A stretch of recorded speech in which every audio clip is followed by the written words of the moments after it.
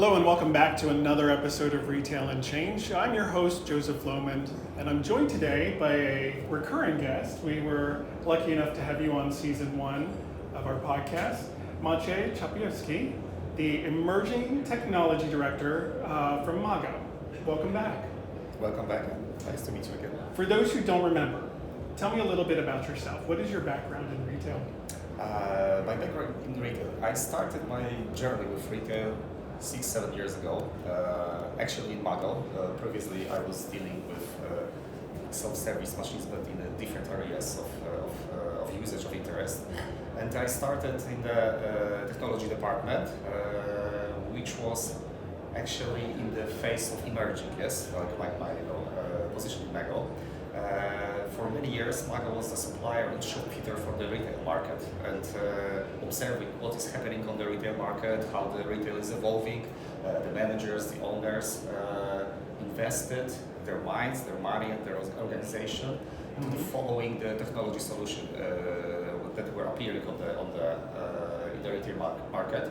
And I think I was a part of this, yes. So we are evolving and sometimes introducing revolutionary solutions to the market. That's my role in the organization. Yes, we deliver to the market quite a wide range of solutions, starting from simple self-checkouts through autonomous store, automatic store, intelligent cards. So we are observing what part of the organization of the retailer needs to be improved or optimized, and that is when we are looking our chance to offer something to the market. So that's just a small background of what we are doing and how do I come from. And one of the things that MAGO operates based on, how you come up with all this change and innovation, is something called designology. Yeah. We talked about it last year. I was fascinated by it. Tell me again, what is it? How would you explain that? This designology was the combination of the designing and applying to the design technology. Because when we go with the technology to the retail market, it's not only delivering some kind of machine that is improving some kind of processes. Yes, we believe that especially retailers and the retail market needs to give the positive customer experience. So it really matters in what environment the client is moving. Yes, how he gets the impression of the store, for example. So that's why we are trying to combine this. Yes, not only to give the technology like the cash machines or the self-checkout, but it should follow the idea of the retailer, how the store should look like, what is the customer journey, what is the idea of presenting the level of quality of the retailer. So that's what we feel the designology is. Yes. So not only does it do what you need it to do, but does it do it in a way you want it to do it? Does it look good? Does it meet the customers? Sometimes not only the look, yes. The design is a little bit more than just the look, yes. It's the ergonomy, for example, yes. It's adapting to the usage of the handicapped people, for example, yes. So the design is a very complex and big word and the process actually maybe comparable to the technology, yes, but combining this, I think that's the way that we would like to follow this. Okay, and how do you know what design to follow? How do you know? Of course, we got the specialists, yes. MAGO is not the only company, we are the group. Within the group, we got a company which is dedicated and is mostly dealing with the concept designs, with the designing the single products, designing the single machines, but also creating the whole concept of the stores, of the retail spaces, not only the retail spaces. So actually we got a specialist. Yes, what we are doing, of course, we are observing what is happening on the market, but also we are trying to be some kind of the creator of the market. Yes, we actually we feel and we think about ourselves as a company which has quite a big overview on what is happening on the market, because we are located in Poland, but actually we got branch offices in Spain, in France, in Italy. Yes, so we are acting at least Europe-wide, sometimes worldwide, and we have the different experiences from the different markets, and we sometimes we We see what is the trend on the market, on the single market, and we try to analyze this and think about how it can be adaptable on the different markets. Yes, so I think we got a larger overview and see the path that the retail is going generally. Yes. Okay. So from where you sit, you look and you perceive changes in trends, but it's also dependent on the feedback that you're getting from customers. From Okay. customers, from partners, because we are working also with the integrators, with the distributors. Yes, so sometimes they got better touch with the markets, especially with the local markets. Yes, but that's the way that we are doing, I think.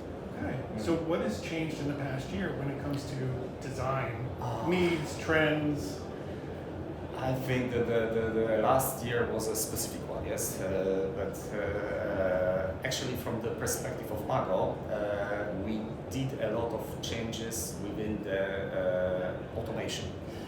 We delivered to the market automated stores, which we introduced 2 years ago. It was during the previous Euroshop here. And we started the proof of concept and the commercialization with our partners. In this concept, there is more technology than the design, probably, but actually this is the trend that we would like to promote in the next years, and we see that there's a lot of interest about the automatization, about automated stores. And when you say automated stores, automated store, what is automated? what is automated? Everything inside. So dispatching product, picking from the shelf. We got a quite large portfolio of the automated stores, starting from the quite simple that we called intelligent display, intelligent window. Then you can see the product, yes, and you can buy it. You see it and you buy it and you get it from the automated machine. Mm-hmm. But at the same time, we are working on the non-fulfillment centers. Yes, big, large automated stores, and at the same time maybe warehouses supplying e-commerce companies, sometimes parcel locker companies. So this is quite a nice piece of the automatization that we see and the potential in the future is to be delivered. Actually, we got a quite good competencies in this area, because within our group there is the company which is delivering to the market solutions to the production sites. Yes, so it's not our just crazy idea to make some automated stores, but we took our experience from the market of delivering the automated solutions for the production sites, and we trying to adapt it to the automated stores. So this is one of the trends that we see. And why? Because I think lack of the people and the security of the transaction. Yes, we also deal with the concept of the autonomous stores. Actually, when you enter the store and you are doing your own purchases, there were a lot of concept worldwide and also in Poland, but we see a quite big challenge regarding the security in these kind of stores. Yes, from our perspective, we don't abort the project of the autonomous stores, but actually we feel that the automated maybe will be a little bit more safer. How so? Safer in terms of personal security, in terms of theft? In terms of thefts, frauds and something like that. And also, in terms of even personal security, yeah? But maybe it's not the most important yet. Actually, we are talking about the security of the transaction, yes. Okay. And are you seeing more interest in automation in all your markets, more so in different markets? Is it just a general retail trend, or is it based on local? Actually, we feel that this is the European trend, but maybe not, at the same level in each country, yes. Because we observe sometimes, some customers, how to say, addiction to some kind of, purchases, yes. The type of purchases. We see, for example, we saw for the many years in Poland, there was completely going down the number of the cash transactions, yes. But in the meantime, it changed, yes. It's changed, and right now the customers are behaving a little bit different. So actually, some trends are European, but we see the different level of the engagement in this case in the automated stores. Yes, we try to promote this and try to talk with the clients Europe-wide, but actually we are starting in Poland because this is our central offices. So from our perspective, it is the best to start with. It is the best to train some services, some help desk functions, the direction from the client, and then to prepare the solution which will be ready to expand Europe-wide. Okay, so if I'm a retailer and I'm interested in an automated store, do I have to do it all at once? Can I start slow and ramp up?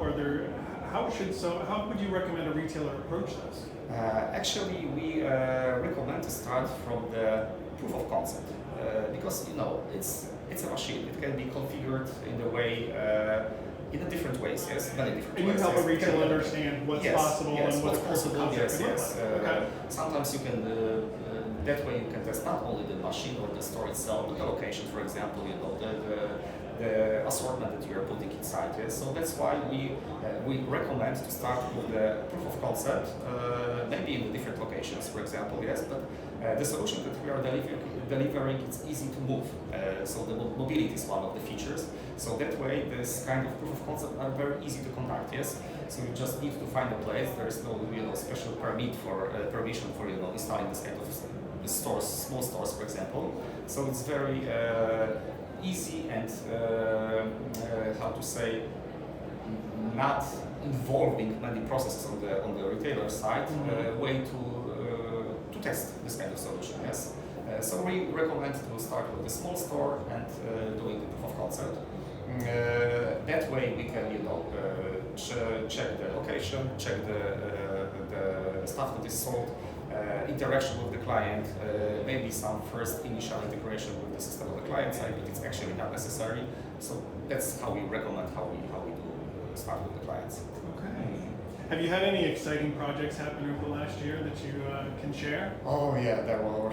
You've had a busy year. It was very busy year. Even in the area that we are cooperating with CPI. Actually, we expanded our payment machine in Poland. I'm not sure if we were talking about this last year, but actually we are delivering to the market the payment machine using your stuff inside. We started with car dealers, car services, then the local administration, the courts, and last year was quite successful for us. We delivered more of these solutions. We expanded our cooperation with the local payment acquirers, and we added some additional functions to our payment machine, like for example automated office in the courts or the key locker for the car dealers. So it was quite busy last year. And the project with the automated stores. Yes, we started 2 commercializations and 3 proof of concept within the small stores and the big store with one of the Polish biggest retailers. So what does the future hold for MAGO? What is the future for MAGO? Yes. Looking long term, where do you see your next push? Next push. We are expanding territorially. We established the next branch office last year. It is in Spain. So we are feeling more like a European company, and we are looking this way. For sure, the future will be combining the technology with the shop fitting. Yes, we see the trend, we see what is happening on the market. Most of the new investments from the retailers are the convenience stores. People are looking for the convenience solutions, not only within the area of retail. It is also touching, the financial services and things like that. So I think that the convenience will be the word, and the safety. I think in the future, especially in this, at certain times, Poland is in a very specific, geographical location right now. So what is happening on the east side is actually, influencing what is happening right now on the Polish retail market. Yes. So the future, technology, territorial expansion, and thinking about, the new ideas and being the promoter of the ideas, not only the follower. Okay. There's a lot of talk about AI. I mean, if we look around, you can see, sitting here, I can see 2, 3 booths talking about AI. Is that something that's having an influence on MAGO? Are you using it in any certain way? Do you see it playing a larger impact for the retail industry? Everybody's talking about AI, and we are using the AI in the different solutions with the different, how to say, intensity. Yes. So, for example, in our automated stores, we are using AI solution within the range of image recognition, for example. Yes. When we are talking about the design, we are using the AI for some, creating the basic concepts, for example. Yes. How does it work with the image recognition? I've seen other companies talk about it, but how do you guys do that? What role does that play in your automation? Actually, it's a kind of specific process of picking up the goods from the basket and from the how do you say the containers? Yes. So the loose products. So it's the checkout portion of it. Yeah, okay, not on the shelf, not on the So supply it's the chain. idea how to pick it up, very very carefully and dispatch it. So that's one of the ideas. The second of the idea of the image recognition was, except for the automated stores, we are using this in our intelligent cart for helping us to recognize the loose products without the barcode or the QR code, like fruits, veggies, or candies. So we apply this image recognition within the clever trolley. Actually, we are trying to apply image recognition within our digital store map solutions. This is the system that we created for the optimization of the changing of the paper labels.